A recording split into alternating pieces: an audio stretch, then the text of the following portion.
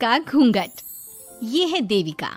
देविका पढ़ी लिखी और मॉडर्न लड़की है, लेकिन उसकी शादी ऐसे परिवार में हुई है जो गांव में रहता है। भले ही ये 21वीं सदी है, लेकिन देविका की ससुराल वालों की सोच वो तो 18वीं सदी से आगे बढ़ी ही नहीं। आइए जानते हैं क्या होगा जब शहर की पढ़ी लिखी और मॉडर्न लड़की फंस जाएगी संकीर्ण मानसिकता वाले माहौल में। सागर, ये तुम्हारे गांव में सबने इतने लंबे लंबे घूंघट क्यों कर रखे हैं? और ये सब मुझे इतना घूर घूर कर क्यों देख रहे हैं? अरे यार, तुम भी घूंघट कर लो ना, इसीलिए तो देख रहे हैं सब तुम्हें। कम ऑन सागर, मैं घूंघट नहीं कर सकती। तुम्हें पता है ना मैं कौन हूँ। लेकिन देविका, मेरे पिताजी, चाचा जी, बड़े भैया और जीजा जी ने तुम्हें बिना घूंघट के देख लिया ना तो बहुत गुस्सा होंगे और न जाने कौन कौन से फरमान सुनाएंगे। घर चलो, देखा जाएगा जो होगा। सागर देविका से कई बार कहता है कि वो घूंघट कर ले, लेकिन देविका सागर की नहीं सुनती और अपने ससुराल के दरवाजे पर पहुंच जाती है। जब देविका वहां पहुंचती है तो देखती है कि उसकी सास बिमला, चाची सास कम्मो और जेठानी सुजाता ने लंबा सा घूंघट कर रखा था, पर उनकी ननद वीना ने घूंघट नहीं किया हुआ था। लेकिन हाँ, उसने सर पर सलीकी के साथ दुपट्टा जरूर ओढ़ा हुआ था। सागर अपनी पत्नी को सबसे मिलवा रहा होता है, तभी सागर के पिता जोगिंदर बोलते हैं, सागर, तूने बहू को इस घर के तौर तरीके नहीं समझा। हमारे घर की औरतें बिना घूंघट के किसी पर आए मर्द के सामने नहीं आती और तू इसे ऐसे ही ले आया। पिताजी, मैं समझा दूंगा। वो नई नई शहर से आई है ना, इसलिए उसे पता नहीं है। सागर की बात सुनकर उसके चाचा जी महेंद्र बोलते हैं, ये बात तो तुझे गांव में कदम रखते ही अपनी बीवी को समझानी चाहिए थी। हमारा गांव में बहुत नाम है। तेरी बीवी ऐसे गांव भर में घूमेगी तो क्या इज्जत रह जाएगी हमारी। ये बोलकर जोगिंदर और महेंद्र वहां से चले जाते हैं। शाम को घर की सारी औरतें खाने की तैयारी करती है।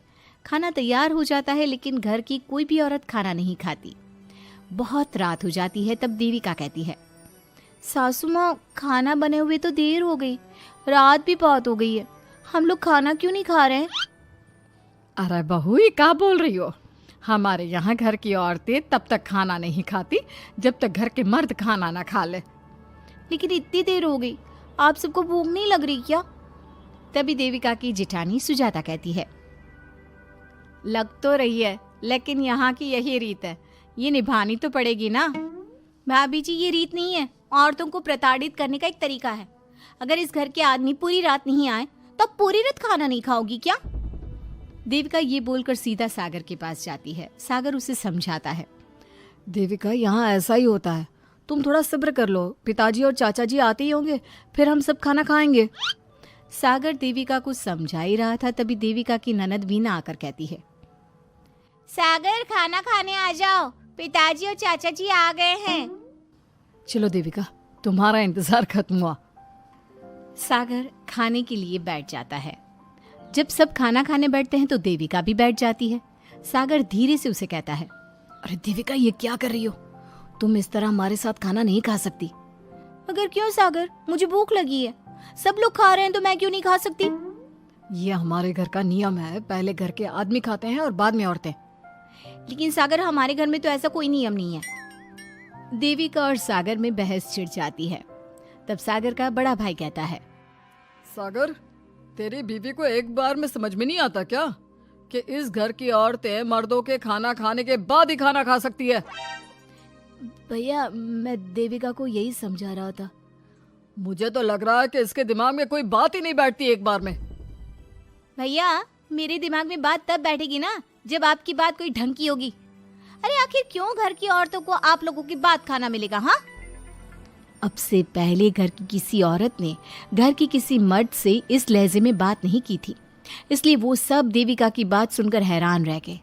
तभी सागर की जीजा और वीना के पति कल्याण जी कहते हैं, ये क्या है सागर, इस घर की दीवारों को औरतों की इतनी ऊंची आवाज सुनने की आदत नहीं है। अपनी बीवी को बोल जरा होश से काम ले और चुपचाप चली जाए। क्यों चली जाऊं मैं चुपचाप? इस घर की औरतें आपकी हर बात बर्दाश्त कर लेंगी, लेकिन मैं शहर की पढ़ी लिखी लड़की हूँ। आपके कोई भी फालतू के रीति रिवाज मैं नहीं बर्दाश्त करने वाली। इस तरह देविका ने सारे घर की औरतों के लिए मिसाल पैदा कर दी। जोगिंदर के घर में पहली बार किसी महिला ने विरोध का स्वर उठाया है, ये बात घर के किसी मर्द को बर्दाश्त नहीं हो रही है। तभी जोगिंदर कहता है, महेंद्र, मोहन, इस बेशर्म लड़की को कमरे में बंद कर दो और आज इसे कोई खाना नहीं देगा। अगर किसी ने इसे खाना दिया तो मैं उसे जिंदा नहीं छोड़ूंगा। महेंद्र और मोहन उसे कमरे में बंद कर देते हैं और उसे खाना भी नहीं देते। रात के 3 बज जाते हैं। भूख की वजह से देविका को नींद भी नहीं आती। तभी उसे कुछ महसूस होता है। ऐसा लग रहा है कोई दरवाजा खोल रहा है, लेकिन इतनी रात को कौन हो सकता है? कहीं सागर तो नहीं?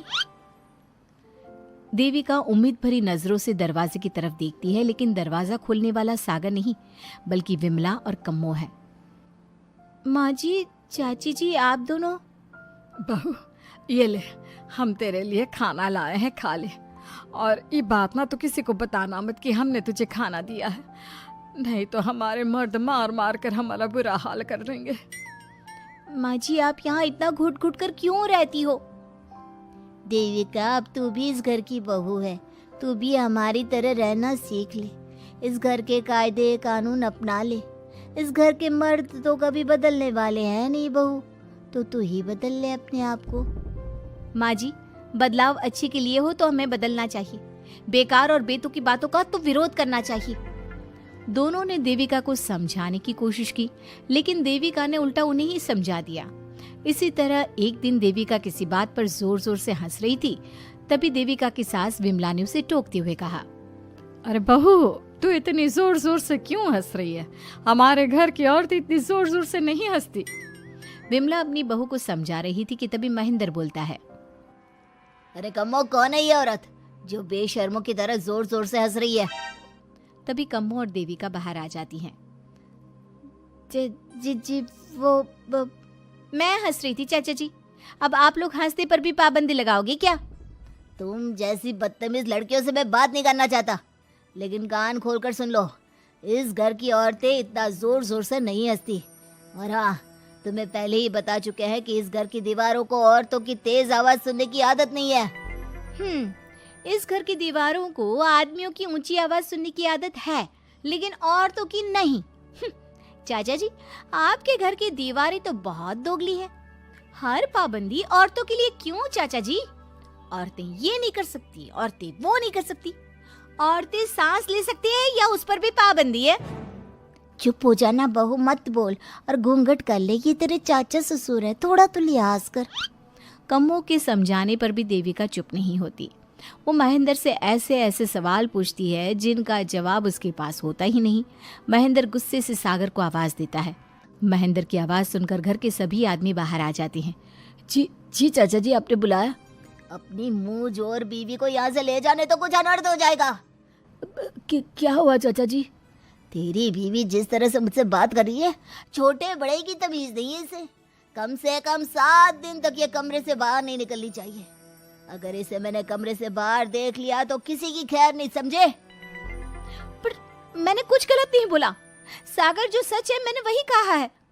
देविका, चलो मेरे साथ। लेकिन सागर, मेरी बात तो सुनो। सागर देविका को वहां से ले जाता है। इसी तरह से कई दिन बीत गए। अब देविका अपने ससुराल में हर गलत बात का विरोध करने लगी, लेकिन जितना ज्यादा वो विरोध करती, उसके ससुराल वाले उस पर उतना ही ज्यादा अत्याचार करते। अब देखना यह है कि देविका अपने ससुराल वालों के अत्याचार को यूं ही सहती रहेगी।